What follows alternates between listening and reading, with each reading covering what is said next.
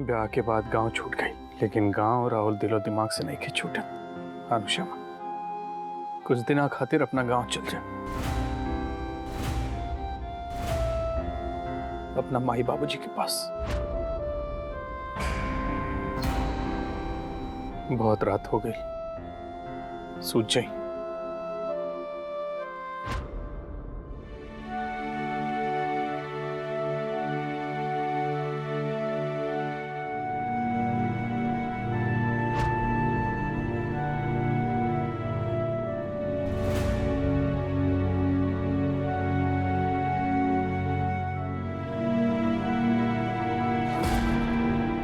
कुछ दिन खातिर अपना गांव चल जा, अपना माई बाबूजी के पास। बस बस बहुत हो गई। मनमाने के भी एक हद होला। आज ले आपके मुंह देख के हम उ लड़की के सब कुछ बर्दाश्त करी। ब्याह से लेके चौठारी, रिसेप्शन, गौना, अपन दिल पर पत्थर रख के हम चुपचाप सब कुछ सह लेनी।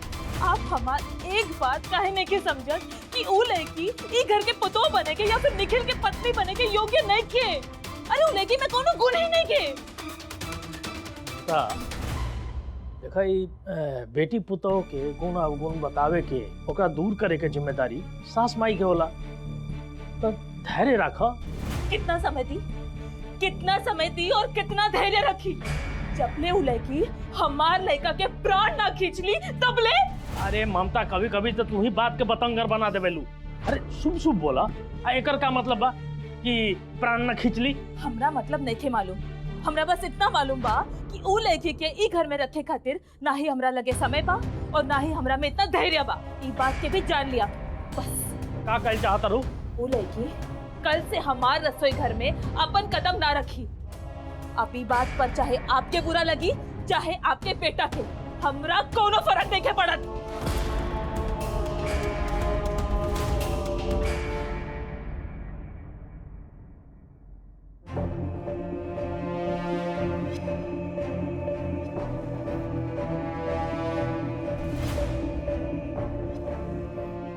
कुछ दिन खातिर अपना गांव चल जा, अपना माई बाबूजी के पास। ई अचानक से आवे के का कारण बताई हम आपन नैहर में। वो अकेले ब्याह बाद पहला बार अकेले जाए से कितना सवाल उठे हमार माँ बाबूजी पर। सब तो यही समझी कि जरूर कुछ गड़बड़ भइल बा।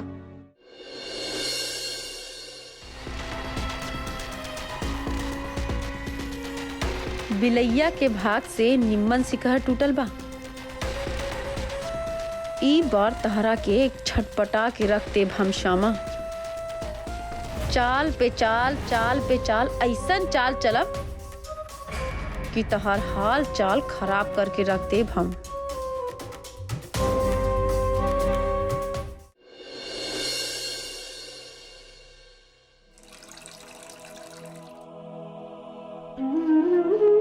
बुझा गई। कुछ तो बात बा, न तो अतना जन्म में एगो चाय ना बनी। बोला बाबूजी के ना बोलबू। बाबूजी, आपके बेटा के हम पसंद नहीं थे। अच्छा, लेकिन ई बात पता कैसे चलो? ना कोनो बात ना चीज, फटाक से कह दिले कि आपन नैहर चल जा तू। मतलब का भाई? अच्छा, मतलब भइल की निखिल ढेर समझदार हो गई बा। अरे तारा कोनो बात से ओकरा बुझाइल हुई कि तारा नैहर के याद आवता, तो नैहर जाए के कह दिलक। ई तो खुशी के नु बात बा, एमे रोए के कौन बात बा? बाबूजी, काना तनी कि अगर हम ऐसे अचानक से अपन नैहर पहुंच जाए और वो लोग आवे के कारण पूछती हैं, तो फिर का जवाब देब हम उनके? जवाब? अरे ई तो विचित्र बात बा। लड़की के नैहर जाए खातिर जवाब देवे पड़ी। सवाल तो उठी ना बाबूजी। अब जब सवाल उठी तो जवाब तो देवे के ही पड़ी। असली स्थिति बात तो सबके मालूम ही बा। अच्छा, तो ई असली समस्या बता।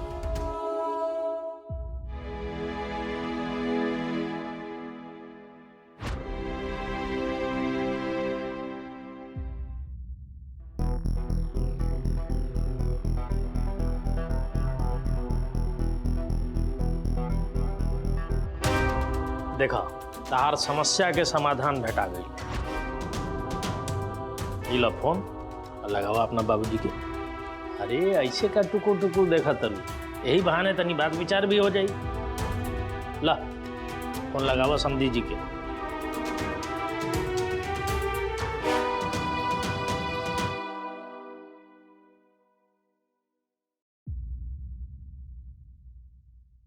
राज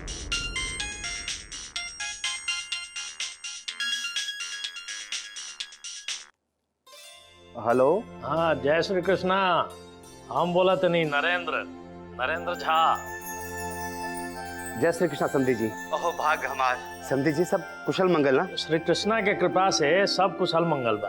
आपन बताई। जी सब निम्मन। हाँ पहले ही बताएं कि हमार बेटी दामाद कैसन बा? दामाद तो ठीक बाड़े, अब बेटी कानतिया। अरे ढेर सोचे के काम नहीं खे, अब वो खुशी के आंसू हो।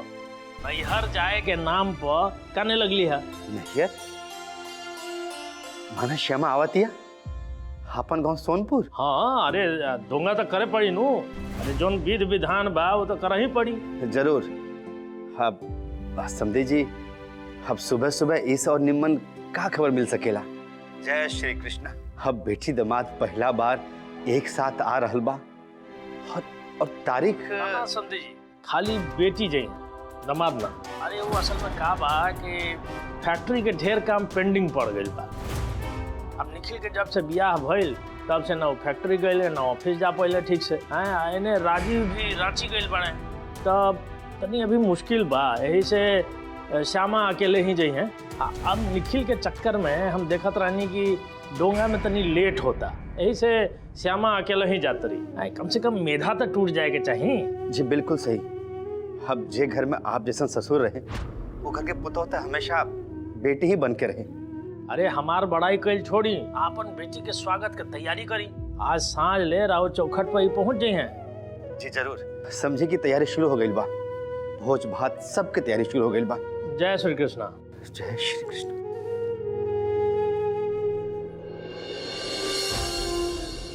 श्यामा के बाबूजी का भाई आई बिरनी जैसे सुबेरे सुबेरे काहे भइल बानी? अरे श्यामा आवतिया सांची के हफ्ता भर खातिर। श्यामा आवतिया जय श्री कृष्ण। इते खुशी की बात बनू तो आपके मुंह काहे लटकल बा? अरे मुंह यह खातिर लटकल बा कि श्यामा अकेले आवतिया। अकेले आवतिया? हाँ। जय श्री कृष्ण। जय श्री कृष्ण। पता न का होता हो घर में।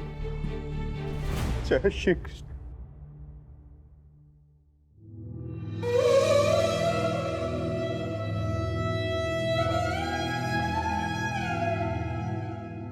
कब के जतरा बा? दोपहर बाद। अभी की हो तो हम छोड़ देती, लेकिन दोपहर बाद तनी मुश्किल बा। एक इम्पोर्टेंट मीटिंग बा हमार। कौनो बात था, जरूरी काम हर जा होके ना चाहिए। जा श्यामा अपन नैहर तनी फ्रेश हो जेबू। वैसे भी एजा ब्याह के बाद दुख तकलीफ के अलावा कुछ नहीं के मिलल, और दूंगा के विधि भी तो जरूरी बा। श्यामा इतना दुखी काहे बुझाता रहो? वैसे लड़की सब तो नैहर के नाम पे खुश हो जाली। ये शरीर के रेस्ट भी चाहिए, मन के दिमाग के फ्रेश होके के भी टाइम चाहिए। जा श्यामा अकेले जा, अपन माही बाबूजी सखी सहेली से मिल के आवा। बहुत दिन बाद पुरान लोगन से मिलब नीमन होला, मन फ्रेश हो जाला। जा।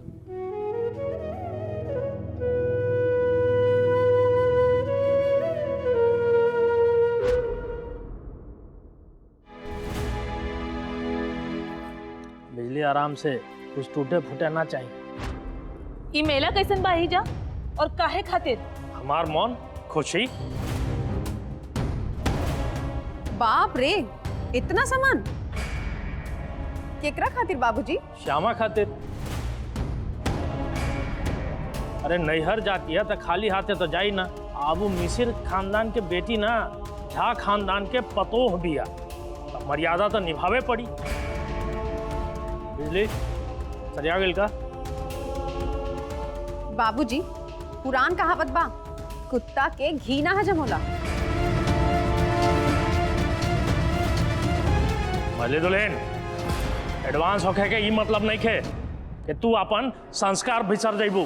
ठीक तो कहती है मछली दुल्हन, 2 साड़ी और आधा किलो मिठाई बहुत रही ओकरा देवे खातिर। इतना सब कुछ रखे खातिर उ लड़की के घर में जगह भी बा का? ममता, ओकरा घर में कितना जगह बा ये हमरा नहीं मालूम, लेकिन तू लोग अपन दिल के साइज तनी बढ़ कला। ठीक बा, करी आपके जौन मर्जी बा। उ लड़की बस हमार लड़का के नजर से दूर होतिया, उतना हमरा खातिर बहुत बा। कुछ दिन खातिर त हमरा शांति मिली।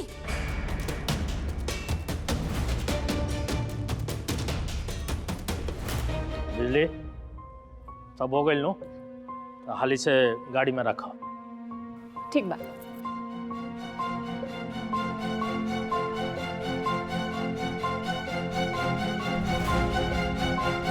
दू पैसा के लोग के 2 रुपया के गिफ्ट ना देवे के चाहिए कबो, काहे कि औकात और रास्ता जितना निम्मन से याद रहेला, जिंदगी उतना आसान हो जाला।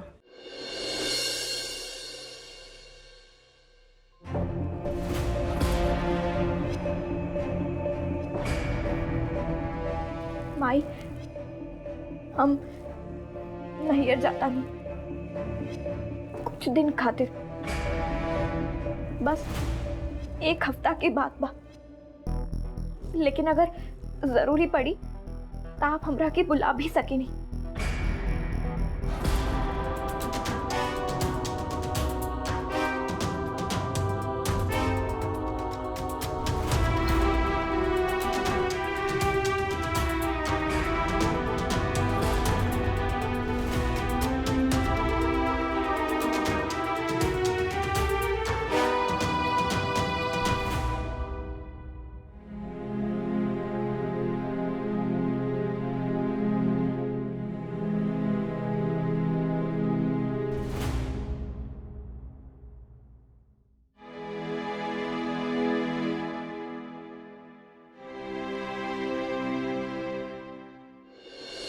पता नहीं कैसे संबंध जोड़ देले बाड़े ने कृष्णा।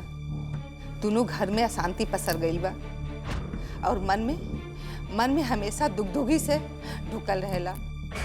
माई, ई केकरा से बात करत हनी आप?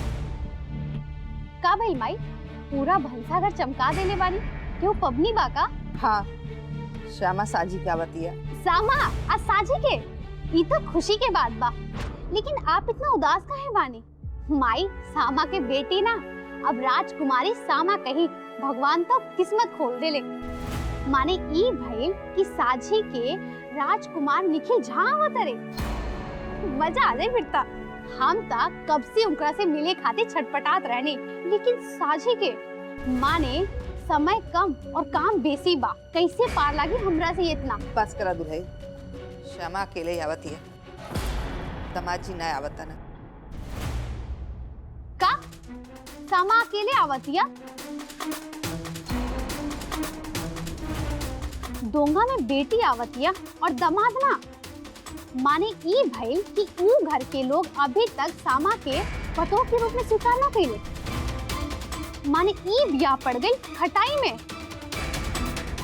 माने ई भइल कि श्यामा राजकुमारी सामा से हो जाई है कुमारी सामा मिश्रा। मुंह बंद रखा दुल्हई, जब भी मुंह खोला लू उठ पटांगा बोला लू।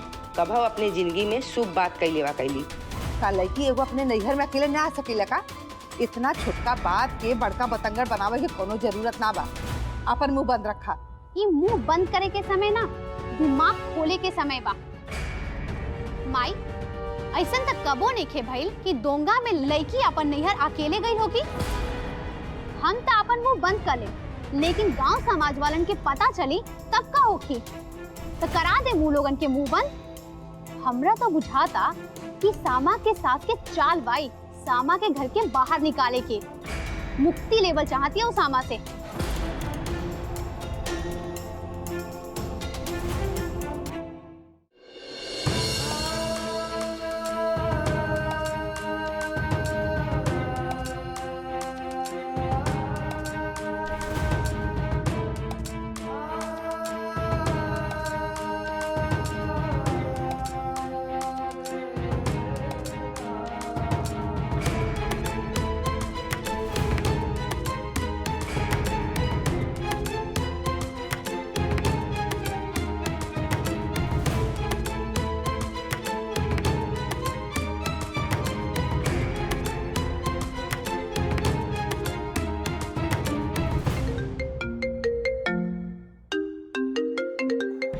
बुझाता तार बाबूजी के फोन बा। हेलो। जी प्रणाम, हम पुतुल सामा के भौजाई। हाँ अच्छा अच्छा, खुश रहा खुश रहा। दुल्हन दा तनी हम बात करी। हेलो, हाँ हम श्यामा के माई बोला तनी। हम ही पूछे के रानी की श्यामा निकल गई बड़ी का? ना बस 2 मिनट में गाड़ी निकले वाला बा। तनी हमार बात हो सकला का? कुछ जरूरी बात करेगी बा। हाँ दे तनी लो।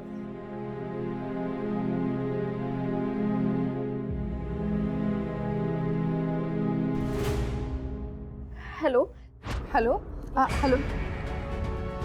सामा एकदम घर से निकले के जरूरत नहीं है का? सामा जे तरह से तू आ रहलू है ना, गांठ बांधना हमार बात। एक बार वो घर से तहार विदाई भइल, भुला जाए के पड़ी वो घर हमेशा खाती।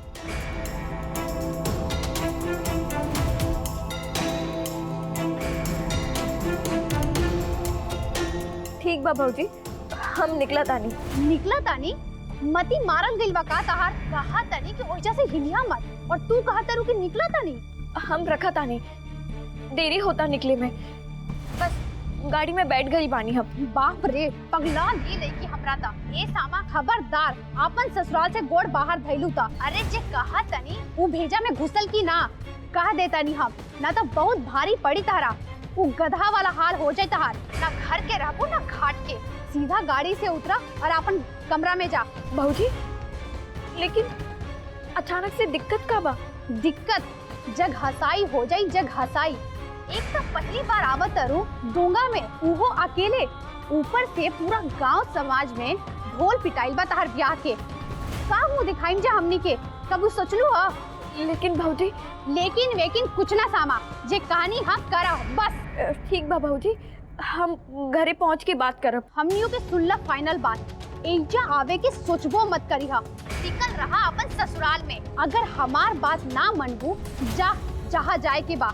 दुनिया बहुत बड़ बा, जंगल पोखरी के कमी नहीं है एजा। जा डूब जा मर जा, एजा आवे के सोचबो मत करी हा। का कहा ताड़ू? दा हमरा के फोन दा। Hello hello hello.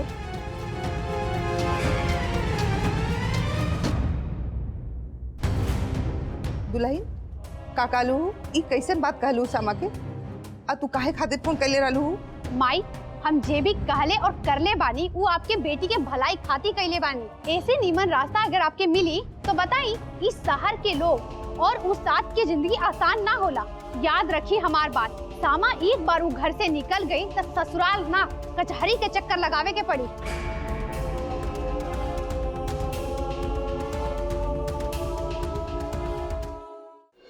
का हो, सब ठीक बनू? जी बाबूजी, लोग सब ई सुन के पगला गइल बारे कि श्यामा आवतिया। बस उहे कहत रही भौजी, खुशी के मारे सबके बात ही ना खत्म होत रहे। हमरा के पता बा कि वो सब अपन पलक बिछा दिए, लेकिन नैहर जाए की खुशी राहुल चेहरा पे भी कम नहीं की। चली गाड़ी में बैठी। अरे विचित्र बात बा भाई, लड़की लोग नैहर से ससुराल आवे समय में रोए ले, तू तो नैहर जाए समय में रो तारू। अरे गंगा जमुना अपन पोछा, ढेर दूर जाए के बाद जल्दी निकल तू।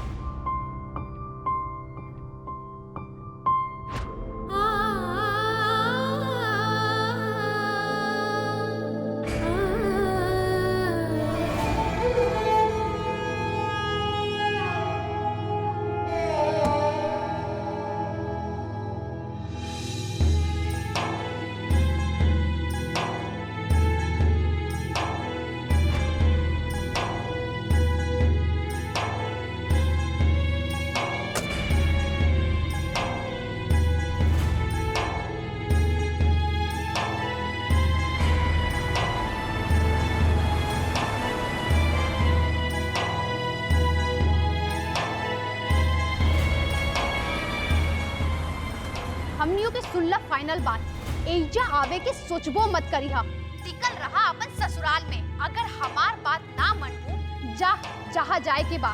दुनिया बहुत बड़ बा, जंगल पोखरी के कमी नहीं है एजा। जा डूब जा मर जा, एजा आवे के सोचबो मत करी हा।